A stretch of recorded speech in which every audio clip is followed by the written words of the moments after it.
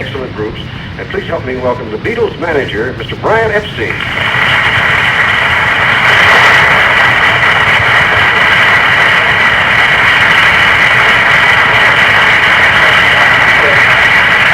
I guess you would have met Monique Van Horn.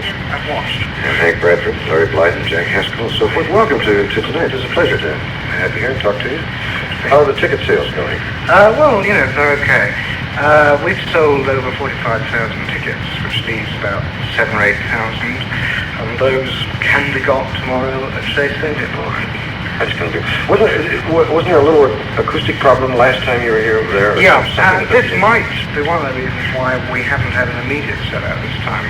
I've thought about this, as a matter of fact, and the sound system was not very much last year, and this year we practiced the sound system that's going into Shea tomorrow for the last two performances in big stadiums, and it's terrific. Oh, that's good. Well, you override that difficulty because it's important, after all, to be able to hear them. That's the reason. Although, sometimes, my daughter went to one of these things. She's 17 now. She was 16 then, I think. And it was a very popular group, not as big as the Beatles, but who is. And she said to a girl next to her, because she couldn't hear the music, because it was just shrieking all the time. And she said something to this girl next to her, why didn't she listen? And the girl said, if you came here to listen, to buy the records. So I didn't come here to listen. I came here to shriek. Is that a problem sometimes, or you got to have a sound system that'll override the reaction sometimes? Well, I know that a lot of people would like to hear the Beatles when they go to these concerts, and that's obvious. A lot of the younger people go, they know the records very well, and I suppose it's the sheer excitement of seeing the boys in person, maybe for the first time, that makes them shout and scream as much as they do. I mean, they only have to hear a few chords at the beginning of the song, and they know what it is. They know what they're singing, and they know how it's going. They can more or less hear it, more or less. That's right, yeah, because they're familiarity with the listener. I thought, this is something that many of you know who saw it, but the Beatles movies, and I apologize for sounding surprised at saying this, that they're very good movies, and the reason I'm surprised is very often when a movie is made around a musical group, the music is good and the soundtrack's good, but it can sometimes be a lousy movie. But these are good movies, and they're funny movies, and I saw Hard Day's Night and Help, and I get a big blast out. Are you going to make any more movies? Yes, the boys should make one next year. At the beginning of the year, we're working on the script now. It's a good idea. They must have fun making them, because they are really good. Here's another thing. As you know, if you've been reading the paper, we talked about the controversy. One of the big problems, the more prominent a person or group becomes, the more voltage will be given to any casual utterance that they may make. And sometimes things out of context appear shocking or appear wrong and aren't at all what the person wanted to say. And recently there was a comment that I guess it was John Lennon wasn't made. And what is your explanation of the fact that what he said, as I recall, was that the quote out of context was that he said the Beatles are more popular than Jesus. Now, of course, that created an understandable furor. What did he mean by it? Why did it get picked up that way, and what was it? Well, in the first place, he said this about 3 or 4 months ago, or even further, I think, in London, in the course of an interview in depth with a reporter from an evening paper who he knew very well, and we've all known, right since the beginning. And it was in the atmosphere of his own home, and this is what he said, and to a certain extent, he meant it. He did not mean to offend or upset anyone, and therefore it was very surprising to all of us, actually, when a few months later it was reproduced in an American teenage magazine as a great big headline. As a matter of fact, when it was first done in London, it was just right in the middle of the article. It wasn't a big headline or anything. And of course this made it seem rather more important and rather more pronounced than he'd meant it at the time. And since he's been in the States, he said exactly what I said, more or less. Yes. And that's what he means. Well, one account that I read said that he was making a comment on a decline of certain aspects of religion, and the fact that and possibly even deploring the fact that certain things come to the fore at the expense of things like religion. I don't know whether he's going into that depth, but well, that's the point. He wasn't actually saying that he was deploring the fact that sort of religion was in fact going down, or it seemed to him that it was going down here. But it must be true that anything they say, in a bar or in a or in casual conversation is picked up and taken out of context can be very dangerous. This is very true, and the difficulty about, well, not the difficulty, I suppose it's the good thing really with the Beatles is that they do in fact say things and mean quite honestly what they say. They never sort of try, well, I never try to influence what they should say. They've always spoken outright and honestly, and this is probably the way that everybody should be, I think. And therefore, I suppose they are pretty vulnerable. Do they get along well together as a group? Yes. They do. I mean, they like each other and they like performing together. They definitely do. I understand they're going to do possibly some separate acting a little later on in the pictures.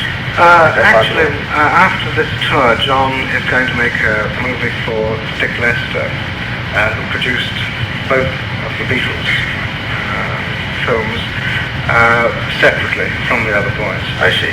And but this will only be during a period when they would not have been very active anyway. It must be, I've read about you and the job you had. At one point, imagine envying a man, or imagine not envying a man whose job was to keep the money from pouring in quite so fast, because that's what happened there at one point, wasn't it? You're trying to spread it out a little bit. Somebody said this, I didn't believe it. I found it hard to believe it. I'd like to be put to that test. Could I go back to something for a minute that he spoke about? Yeah. Just for a minute. Sure. I'm probably going to get a crank letter when I say this, and whoever sends that crank letter is a crank. I don't know that much about the Beatles, but I've seen one of their movies, and my children play their records, so I know what that is, and I've seen them, around like. And they've always seemed like very decent, gracious people to their fans, and in their approach to their work. They've never done a song that was suggestive or in bad taste, ever. And when, was it John Lennon or whoever it was who made that statement, which just turned the world upside down, I was astonished. Because everyone resented him for it, assuming that because he was successful, he had to be arrogant. Which I found to be shocking, because he had never done anything to indicate that. And I think that the people who were terribly upset about that comment should look to the truth of it, rather than to blame him for it. I don't think he's inaccurate at all, No. In the first place, just numerically, there are fewer Christians in the world than there are Hindus or Muslims, for example, just numerically. But they all are Beatle fans, if you want to look at it that way. A lot of Beatle fans. The fact is that this town goes insane. Every place does. There's nobody in the world who doesn't know who the Beatles are. There are a great many people who know who Jesus was, but have forgotten. And I think they had best look to that fact rather than to condemn the man for saying something which is true, and he is not responsible for it.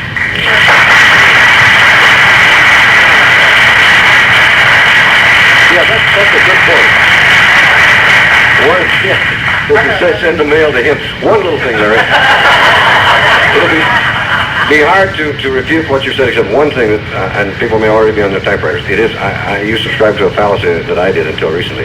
Numerically, there are 500 million Christians in the world. I was surprised to find that there are more than there are even Buddhists, I say. Are there really? Yeah, More than all the your others point is, combined? no, not more than all the others combined. No. But the Christians are not in a minority. I would like to ask, in what country did it create the most furor, this statement? Here. Yeah, here. The problem started in Birmingham, Alabama, when some disc jockey... What didn't start in Birmingham? One other footnote I know, Larry brings up interesting, things. And the thing is, just a brief footnote to something that you said there earlier. If there's anything that's taught me a lesson recently regarding the outlook and the dangerous bigotry of isolating a geographic area of the United States and pointing the finger of scorn. It is this recent shameful goings-on in Chicago. The fact that and I get sick of belaboring the South, because the South is not, the South is not to be condemned as being alone in bigotry. It has no monopoly on it, and in some ways the North is worse because it's less honest even about its real feelings. So that I'm not going to belabor the South anymore for any of that kind of thing. Anyway, a lot does start in various places like Birmingham and whatnot, and it did cause a great deal of furor. And I imagine that before these guys' career is over, they're going to casual things that they said will cause other. Yeah, it did in fact cause a great deal of furor. I wouldn't say that it didn't quite upset the whole world. It did in fact upset the whole press, though. They really latched on to it. Does this rock the guys? Does it bother them, or are they concerned about They it? were concerned about this. John particularly was concerned about this because he doesn't like offending and upsetting people particularly. Yeah, their personalities emerged in the movies, I think, the way that you saw how they were. And John seems a little, he seems kind of far out, and some of his humor is way out. And It's beautiful that they write, because I do in my nightclub act a lot of their songs, but not in rock and roll. You can do it as ballads, just the music alone is beautiful and the words are beautiful. Yeah. I think that's the main basis of it. They're musically sound. Without that, nothing else would carry them. This is the core of the whole thing, because without that, there's nothing. I mean, people have attributed their success to their hair and their wit and everything else, but it all began with music and their songs and their records. That's what really is the basis. I could be amazing 50 years from now when they're old men, maybe still performing, and great artists, and maybe the new young wave will come on with crew cuts. No idea what your attitude is, but some people are kind of surprised when you say, I'm a Beatles fan, if you're not a 14-year-old girl. Do you like them? Do you listen? That's a terrible thing to ask. Brian Epstein sitting right there. What can I say? No, I think they're, for what they do, naturally they're excellent, or they wouldn't. But that kind of music is not a kind that is something It's that... not my favorite, I wouldn't say. Well, so that's an honest answer. Not my very favorite. I really appreciate you coming here tonight. Good luck on the Shea Stadium. Brian Epstein.